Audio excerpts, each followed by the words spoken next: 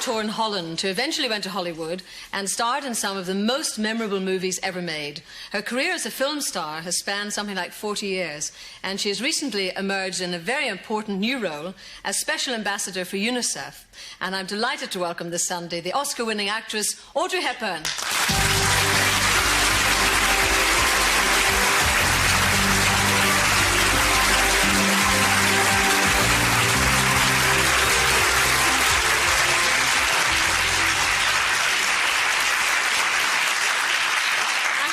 Straight away, it's quite amazing, you know, from the 50s and 60s and all those films, you have hardly changed. You haven't gained an ounce. Listen, now what can I say? And, you know, when I look back on that period, at a time when Marilyn Monroe had made curves the fashion, you know, you really sort of did away with bosoms and curves all on your own. Not really. They're still around. I just wasn't blessed with them, but, you know, I made it to this lovely interview. Nevertheless, years later, in spite of the fact that I had no curves. At that time, though, was there anything you especially wanted to change? Did you want to look any different? Oh, yes. I mean, always as a child and then and even now, except now I sort of relax, you know, I sort of accepted myself the way I am. But of course, I wanted to have more shape and I don't want to be as tall as I was, especially as I wanted to be a dancer. And as I have rather large feet, once I was up on toe, you can imagine I was a very tall dancer. So I had complexes about all of those things, you know, but I've had so much good fortune anyway that I've learned to live with myself, as they say. And here we are. We're all envious of you and the image that you created. But I want to catch up on the family, bring it right up to date. You have two sons, quite grown up now. Two big sons, yes. One of 28 and one of 18. Did they go into the film business? Well, yes. My eldest son is in production and working very hard and hoping one day to be a producer or a director. And my youngest son is in art school. Did you give up films because of the family? Yes, I did. I mean, I sort of stopped wanting to travel around because it did mean leaving my sons. And so I stayed home to enjoy them, you know. I would have hated to make movies all around the world and never to have known my sons. And now they're off on their own, and so now I have time to go around the world for other children. Yes, it is interesting, isn't it, yes, that you gave up films for children and here you are back working harder than ever for children. Yes. So, a special ambassador for UNICEF, what exactly does the job entail? Well, as I just said, it means travelling a great deal. What I really am is a messenger, if you like, for UNICEF. I go on field trips I've been to Africa, I've just come back from Latin America, to see what the needs are. We know them, but it's good to observe. And then I fly around the world making people aware of them. Did you know how massive the job was going to be when you took it on? Probably not. It sort of has also snowballed, you know, that there's so much involved, apart from seeing and meeting the media and talking to people, and in general it's advocacy for the needs of a child.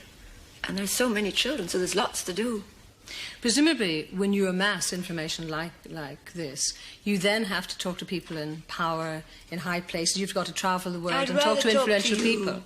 Yes, but did you adapt, though, to that side of it, having to convince people? Well, I was received by the president of Ecuador, who I think is very committed to children. In fact, in his inauguration address, he said the only privileged people under my government will be children. And a lovely thing has happened, and I was there for the launching of something called the Pro-Andes project. These are 5 Andean countries that have united for a common good, for education, for children, for poverty, against poverty, if you like. And this is a big and very interesting project, and UNICEF is organizing and giving the know-how and raising funds for childcare. Immunization. There's very, very little immunization. Does all of this type of work, all the travelling, everything that's involved, and it is a very punishing schedule, does all of that come easy to you? The part of loving a child comes easy to us all. What doesn't come easy to me are all the airplanes and the jet lag and that kind of thing. I usually go with a rather heavy heart because I know what I'm going to see. I don't have to go there to see it because I know what I'm going to see. Yet I must. But I somehow always come away much more light-hearted than when I go, because one really can be optimistic when you see what's being done. And that is wonderful. You know, there is a great deal needed. But in a country like South America, they have to make their children, well, we do too. Children must be the priority. We have to stop thinking that first it's the economy or the armament or whatever. First it has to be a child, because a child is the most fragile and the most vulnerable and can't wait for an economic crisis to pass. Sure. Won't be around anymore if you wait too long. You see, you're obviously devastated on occasions when you see child suffering, and yet, if I go back in your own life, I mean, you similarly suffered during the war in a different way. In a very different way, not comparable at all. I mean, yes, I lived through 5 years of war, as all the children in England did. I had the difference that we were occupied. We had a German occupation. This was in Holland. In Holland, and little by little there was obviously very little food, and the winters were long, and all children started to suffer from malnutrition.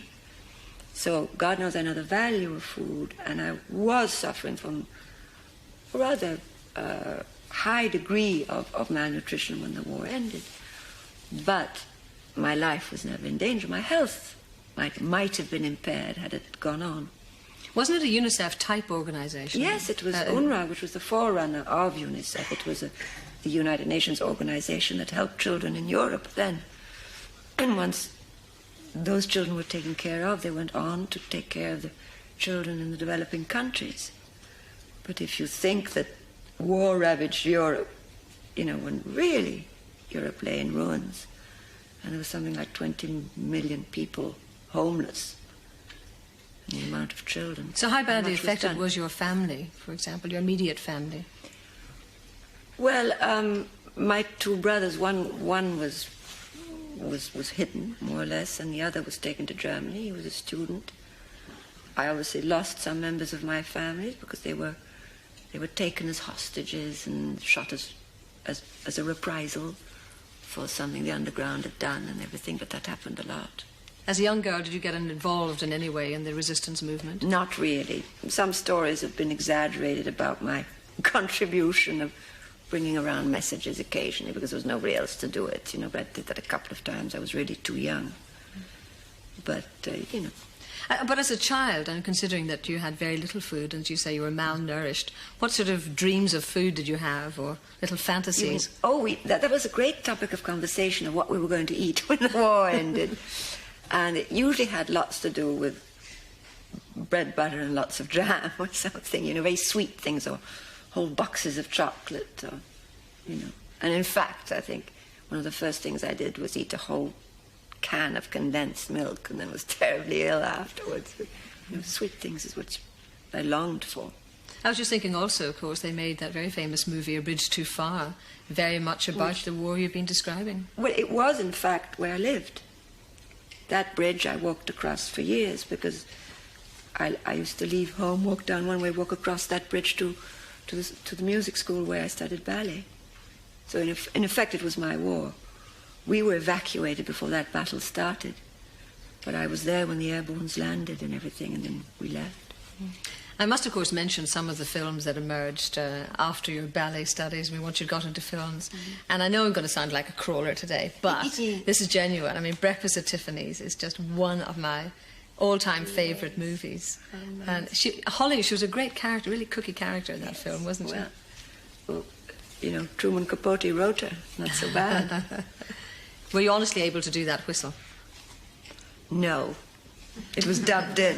Oh, you have shattered all my illusions. I'd love to say it. I tried so hard. I did get something. It was more like a squeak, you know.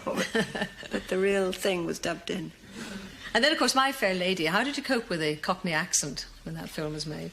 Well, you know, I sort of worked a bit with a lovely lady in California to sort of help it a bit.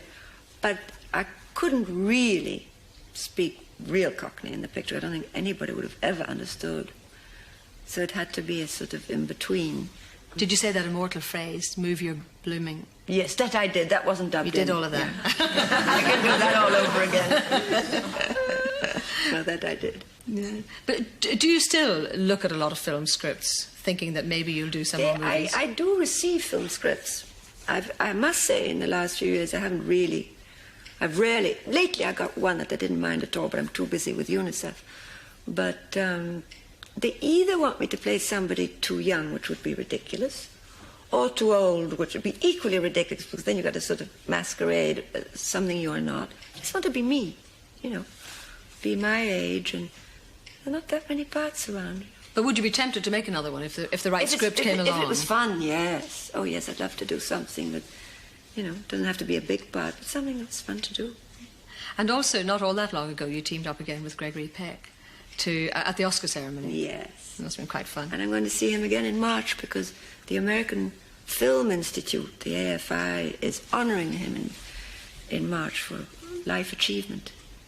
And naturally, I'm going to fly to Hollywood to pay tribute to my friend. Do you find this kind of life you're leading at the moment a very fulfilling one? Very, very. It fulfills a need, you know, which we all have to do something. And, you know, I hope one can contribute to alleviate some suffering. And I also think it's lovely that in your personal life you've ended up with someone from your own country, from Holland. Yes, yes. Robert is totally Dutch. I'm only just half Dutch. But what a blessing he is, because we do this together, you know. I could never do it alone. Go around the world together. And he's just as passionate about children and UNICEF as I am. It's lovely to have that support, isn't it, really? Yes. Well, I must say we're delighted that you came to see us. I know it's a very fleeting visit to London, but thank you very much. Lovely to talk to you. Thank you, Gloria, and thank you for everything you're doing. Oh. For your needy children. That's very kind. Bless you. Thank you. Ladies and gentlemen, Audrey Hepburn.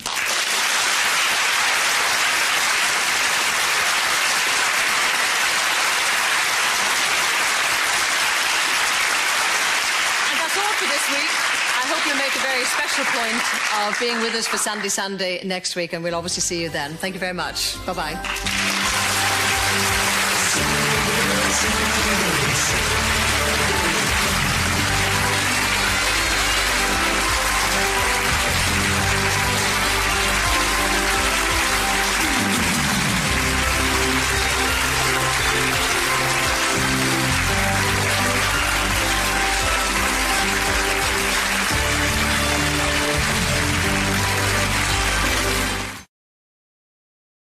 Probably already know that Ms. Hepburn is UNICEF's Goodwill Ambassador, and you've been quite literally all over the world. You also know that, much to the chagrin of her fans, Ms. Hepburn took leave of the big silver screen for quite a long time while you raised your two sons. That's right. What a wonderful, wonderful option. They got so tall. I did a good job of raising them that they're very tall young men now. Let me just take 10 seconds to tell them everything I know about you, and you'll fill in the blanks. You're Holland-born. No. Netherlands. I mean, I was born in Belgium. Belgium. My Brussels. mother was Dutch, and my father Irish. And you were a little girl during the war, and you lost very close relatives to the Nazis. Yes. And you also had moments when you didn't know whether you would have food in the morning.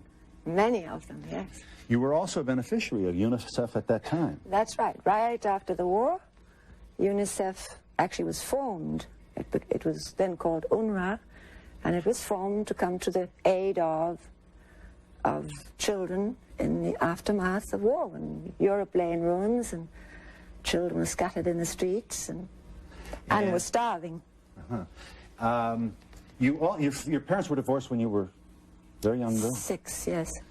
And your mother gave you dancing lessons. Did you ask for them? She didn't. Yeah, she let me have them because I was dying to be a dancer. Did they say you were too tall? I became too tall. Yes, 5'7" was I just grew and grew, yes. And I did become awfully tall for a dancer then. Today, modern dance and, you know, tastes have changed. But in those days, most dancers were tiny. Mm-hmm. And I, at the age of 14, was as tall as I am today. And on point shoes, you know, I towered over the young men that were supposed to dance with me. Mm-hmm. I saw, you told Barbara Walters that you never considered yourself particularly smashing. I did tell her that, and it's quite right, yes. Uh-huh. We can... Who is smashing, or who was smashing? Do you recall having, looking at women that you wished you had looked like, or...? Oh, there's so many. How much time do we have? Well, I won't press you on it. It's not a fair question. I mean, it obliges you to pick someone over another. Way back, Ava Gardner and Ingrid Bergman and Elizabeth Taylor. And there's so many beautiful girls now, I couldn't name them all. So no one was more surprised then? Michelle Pfeiffer. I think she's gorgeous. Well, won't she be pleased at being included in that Hall of Fame list? No one could have been more surprised then that you became a star. You must have shocked yourself. I still am. I'm still in shock. And you came to America to star on Broadway in Gigi. And be on your show.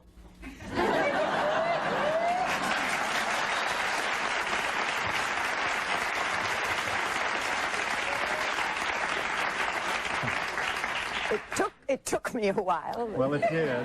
Well, it took us a while to encourage you to do our program, but I assure you, your comment will be in my highlight reel, and I will bore future generations with it. Your first movie, you won an Academy Award. Yes, how about that? How did you, and you never became an egomaniac, as far as I can tell. How do you know? Well, all the copy, I've never seen bad copy about you. Well, the press has been very good to me, that's true. But then, you know, it was easy, because I did a test with some 500 other girls. That was the hardest part. But once I was chosen by William Wyler and Gregory Peck, who had approval of his, how they call it, a co-star, but of his partner at the time, allowed me to do this picture. And you can't miss if you're directed by William Wyler and you work with Gregory Peck. Mm-hmm. You know, I was given every chance. May I ask? And I didn't blow it. That's what was good about it. You didn't. How old were you for Roman Holiday? In Roman. Now you're getting indiscreet. Well, I also heard you say that you're not self-conscious about your age, so I'm wading into this. I'm not a bit self-conscious about it. Everybody knows it, even if I was. I was 24 when I did the picture. But a very young 24, because in those days, you know, I was really like a 16-year-old. I mean, I'd had a different life than most kids today and been brought up very strictly. Mm-hmm. And hadn't been in, you know, around the world much. And you are 60. 60, yes, not 16. No, 60. 60. And you've had no cosmetic surgery? Naturally. Not.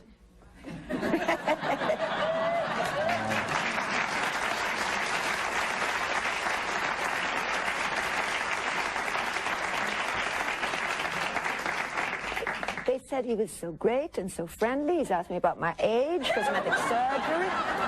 And I don't have a watch, but we haven't done it yet. And you've never had a weight problem? No, that I really never have. I have a problem of losing. Mm-hmm. If I get nervous, I don't eat. I love to eat, but I need not to be nervous to eat. Mm-hmm. I'm very nervous, you see. I'm nervous now. Yes. Now, if I'm nervous with you, imagine what I'm like when I have to, you know. You told an interviewer that you like it before you perform and you like it after you perform, but not while you're performing. If I'm doing a picture, yes, I do enjoy doing the scenes, but the agony I go through before doing something is it's really rather silly. I mean, I had the great honor the other night of receiving a Golden Globe. And I was terribly concerned that that the mic would pick up the thumping of my heart while I was speaking. And I'm not nervous now, you see. Now I'm very happy sitting there with you. But I've had a terrible time all day. All day, anticipating. I think this will be my epitaph, you know, that it's nerves what done her in, as they said. Well, as Liza Doolittle would say. Let me just explore that just a moment. How does your childhood and the whole, being invaded by the Nazis, something most of us have only seen in the movies, you experienced as a child.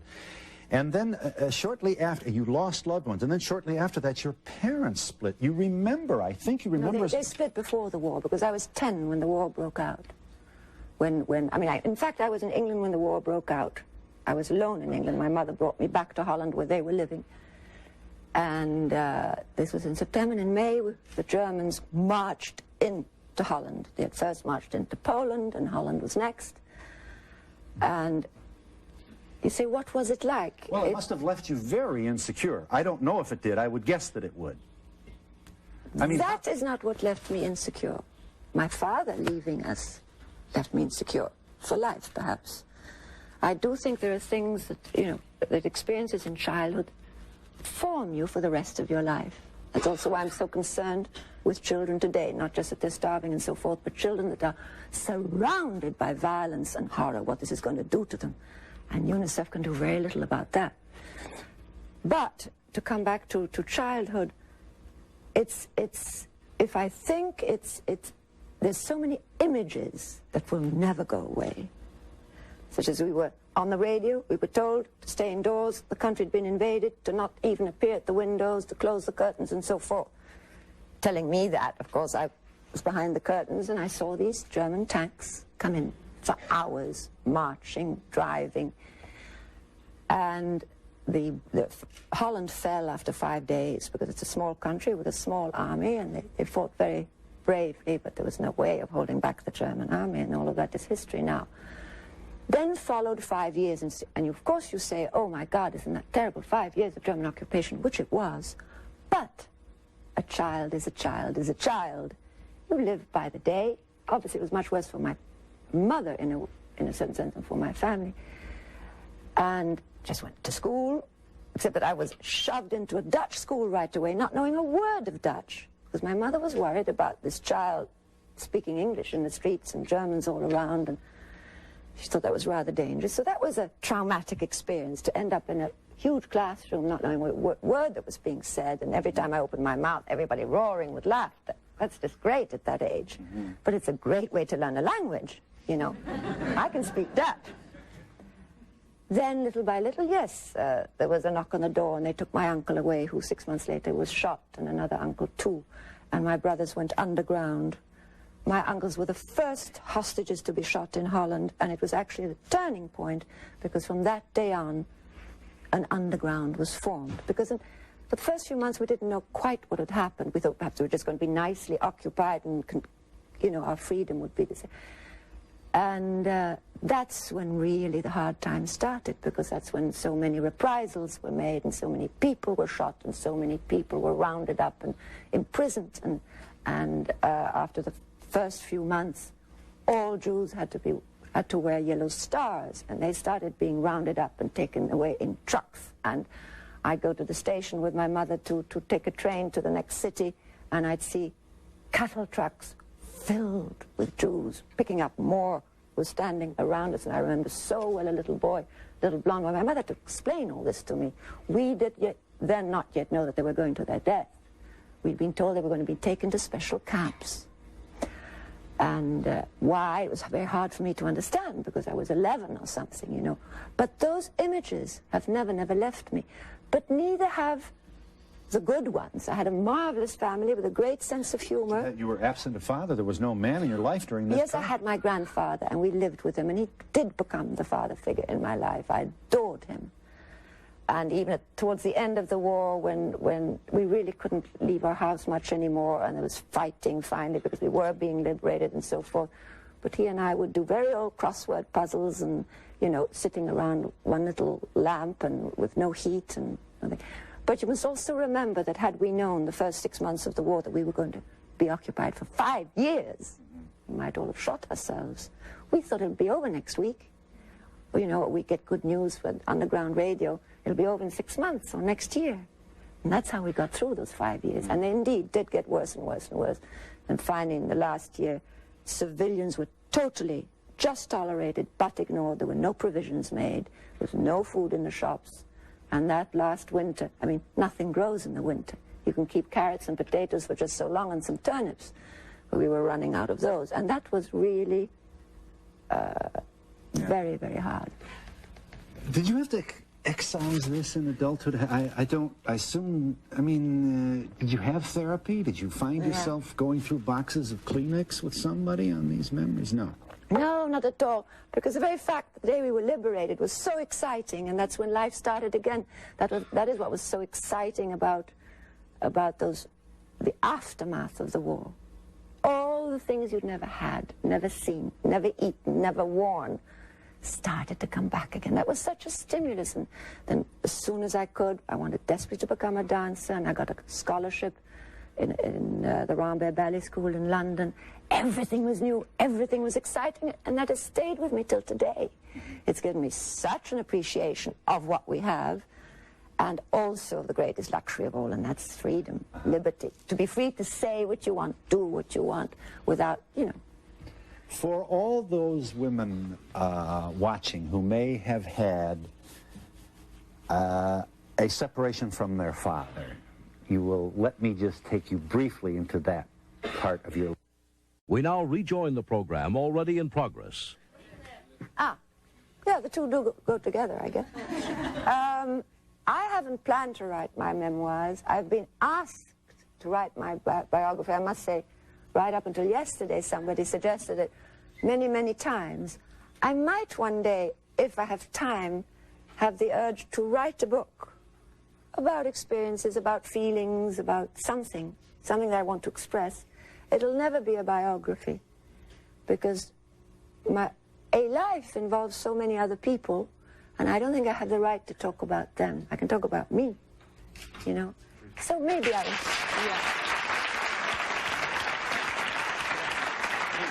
I just want to say, at 60 years old, you look younger than my sister here. Yeah, let me get you. I'll be back. Yeah. I didn't hear the first Shouldn't we all part. have a sister like that coming? Yeah. You'll be riding home alone, sis. Yes. How did you actually become an actress? Who noticed you, or from dances? You were dancing on. I became a dancer. That's really what I wanted to do, always. I never wanted to become an actress, nor did I ever think, you know, in those terms. I became an actress because I had to earn a living, and I started doing little bits in movies, you know, to get the extra buck. And, well, I got the extra buck. That's how it started. You are a beautiful woman, and Where are you? I want to hear and that. you exude a very quiet elegance. You also sound like a very concerned parent, and my question is, are you able to get together with your children periodically? And Never enough. But for instance, it was marvelous. They both came home for Christmas, and I can sometimes get one at a time, but to get them together is very difficult. And I had a wonderful Christmas because of that. And I've just come now from Los Angeles, so I saw my eldest son there. Next week I'll be back in Switzerland, and I'm going to go to Italy to see the younger one. It's not easy, but I see them as much as I can. May I remind this audience also that you are collaborating with the New World Symphony on a project based on the diary of Anne Frank. You premiere this March 19th at the Academy of Music in Philadelphia, and you will play other cities as well. Philadelphia, Houston, Chicago, New York, in March. And with the strong discipline that you have, do you feel the actors and actresses present day have that discipline or lack of? I think they have maybe even more than in the old days, is what you mean? Yeah. Oh, yes, because I think the days are gone when you could just sort of come late and, you know, roll into the studio in a white Rolls Royce after lunch. I mean, movies are so expensive, and I think that is, you know, démodé. I think people are highly professional. I thank you for calling. Go ahead, caller. Hi. Hello, my name is Jerry Turturro, and I'm taking her back to the Alcazar Theater in Gigi when I helped buy her first trunk before she got a big break. That's Trunk, T-R-U-N-K. That's right. Uh-huh. I don't know if she remembers me or not, but she's still a beautiful woman. Thank you. Thank you. Yes. Yeah, hello. How do you feel when you walk down the street and everybody just looks at you, you know, and recognizes you? Well, it's very embarrassing. Oh, you mean for... yes.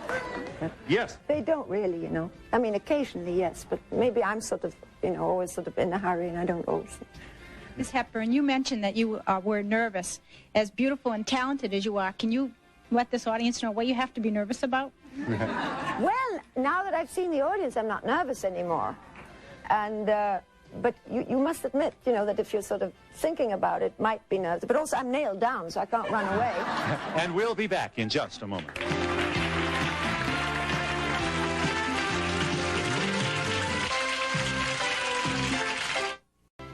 You wanted to say, Miss Hepburn, you wanted to say. I wanted to say that I'm terribly lucky to have come to UNICEF in this day and age, just as you are all lucky to live in this day and age too, because ours is the first generation that has the means and the technical and scientific knowledge and the money to save 14 million Services children provided and promotional fees paid by the following. Roy Hill's Contemporary. Build a better, safer world for children by the year 2000. Now in its 1991 State of the World's Children Report, UNICEF looks at how to do just that. And we are delighted to have with us this morning actress Audrey Hepburn, UNICEF's Goodwill Ambassador, who has visited so many of the world's children and who can tell us how the promises of the summit can really become a reality at this point. It's a pleasure to have you here. Thank you, Joan. What are they saying? What are they saying in this report today? Well, the report, as you know, is in fact just that. It's a report on what has been achieved in the last year and what the needs still are. There's good news and there's bad news. Okay. The bad news is that 14 million children are still dying every year, although we have helped save millions. But it's still 14 million because the poverty has increased, their debt has increased, and so forth. The good thing is that this year has brought us the Convention on the Rights of the Child and the declaration of the Summit for the World's Children, which means that we're not on our own any longer. We are now backed up at the highest level by governments. And I know there are many skeptics who say, yes, but, you know, it's just a declaration and a piece of paper. But it's a piece of paper that will become a standard for all governments, for all countries, below which, you know, they will be ashamed to fall. And below which we should never, ever fall. Never fall, because children must have priority. Well, it's interesting you say a standard, something that will become a standard, because this really does call for more than aid. It calls for kind of a new way of thinking about children. Yes, a moral standard. And also, it's the greatest investment for the future in every way. When you sat down, I said, have you been doing any traveling? And you said, yes, and it's all for UNICEF, Vietnam, and all over the world. But I know you went to Vietnam. What's happening with the children there? That's just it. I think they're forgotten. It's a country which tragically has been associated with war so long. And I don't think enough people stop to think that it's a beautiful country full of children. The country is suffering but such hardship, which, you know, it's due to many reasons. 40 years of war. They're isolated from the world. They're cut off. There's no economy to speak of, for whatever reasons there are. The result is always that the children are the ones who are undernourished, and many areas of the country, especially in the north and in the mountains, in the rural, distant areas which are very hard to reach, people are really suffering enormous hardships. You don't just lend your name to a piece of paper. I know you travel to all these places, these hard-to-reach places. After seeing them and after seeing now here a year later what's going on, are you optimistic that these countries are able to work within this new system, this new framework which has been drafted? Of course, yes. I am very optimistic, first of all, because I see the marvelous things that are being done with the support of UNICEF by all the fabulous agencies in the field. But I'm optimistic, Joan, too, because don't forget, there was, I mean, some 20 years ago, I think people thought we were rather flaky when we talked about acid rain and the planet and the destruction of our world. Now, politicians, governments are desperately having summits of their own to save the planet. And there will come the day, very soon, when it'll be the same for children. People will look back and say, how is it possible that we allowed these mass deaths of children, 40,000 a day? Just as once upon a time the world accepted slavery. There will be a day when this will no longer exist, and we have now reached the point where that possibility has really opened up, because we're not just individuals trying to save a child here and there.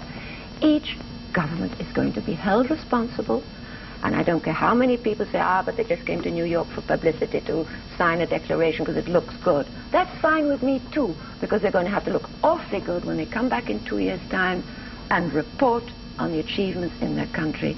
And then they'll really look good when they say the immunization has been completed, there's less malnutrition, there are less child deaths, and so forth. Well, that time will only come with the hard work of people like you. Well, I just do a very small job, but I can tell you that there are hundreds of thousands of people in the field who are there all year round and for years, who dedicate their lives to justice, to educating children and educating mothers. Because after survival, I think the one single most important thing is that there's been such discrimination in all those countries to girl children and women, and they finally are the key to the care of their children. They have to learn still about family planning, about nourishing their children, and so forth. You have to keep the optimism and the hope, right? Not as well as the hard work, I know. We're going to take a break for a moment. We're going to come back, and we will hear about another of Audrey Hepburn's passions when Good Morning America continues. Before they could walk. Hepburn, Goodwill Ambassador to UNICEF. But another passion she has is gardening. I remember when we were with you last in Holland, we were in those beautiful gardens at the palace, which I think your uncle restored, right? That's right. He's an architect and restorer of old monuments, and he had restored the palace and the garden has become the most perfect example of 17th century gardens in Europe. It's really quite incredible. It's put back exactly with 5 million plants, which they used then, and so forth. But you've been walking through a few other gardens, I know. You're doing a program where you're going to be in all the most beautiful gardens in the world? Yes, I tell you, that was such a treat. It's a show called The Gardens of the World. On PBS? And it's on PBS, and it's starting on the 7th of March. And I must say it was such a treat. Where are we looking at right now? This garden here is just gorgeous. That, I believe, is the Gambaraya in Italy. Just from a quick glimpse, I'm not quite sure. But you have gardens of your own now. Have you always been one to go out and get in there? Yes, but I'm not at all a gardening expert, but I'm terribly good at weeding and clipping and... You have a green thumb, though. You can keep them alive? The plants alive? That's more than most of us can do, all my fingers are green and muddy and... Everyone else wanted me to ask you, because, I mean, you have such a reputation for being so beautiful and such a beautiful shape. They said, Joan, I just have to know, they said, does she work out every day and diet, or does it just come naturally? No. I have no idea. I suppose I've been blessed with awfully good luck and a little help from pots and tubes and moisturizers and things like that, but yes. You don't I won't mention the name. You don't have to work out like a maniac every day to do this. No, I'm no good at that at all. I did so much of it in my youth because I was a ballet dancer for many years, but I am, fidgety. I'm always on my feet and run around, and I walk my dogs. What kind of dogs? 4 Jack Russells. Oh, do they walk you or do you walk them? No, they walk me. And they're full of energy and joy and affection, and I'm crazy about them. Will we see you back in the movie? You got any plans to do another movie? Well, I mean, who knows? If I never the right say thing no. came along? If it's just short enough and I can wedge it in between all these UNICEF activities, then I'd love to do another one, yes. Well, you'll come back to us when your PBS special goes on, right? May I? Terrific. You don't think your audiences will get awfully fed up. This is like the 5th time, Joan. With you, Miss Hepburn, never. Thank you, Joan. I love coming back. It's great to see you. And Joel Siegel is going to be...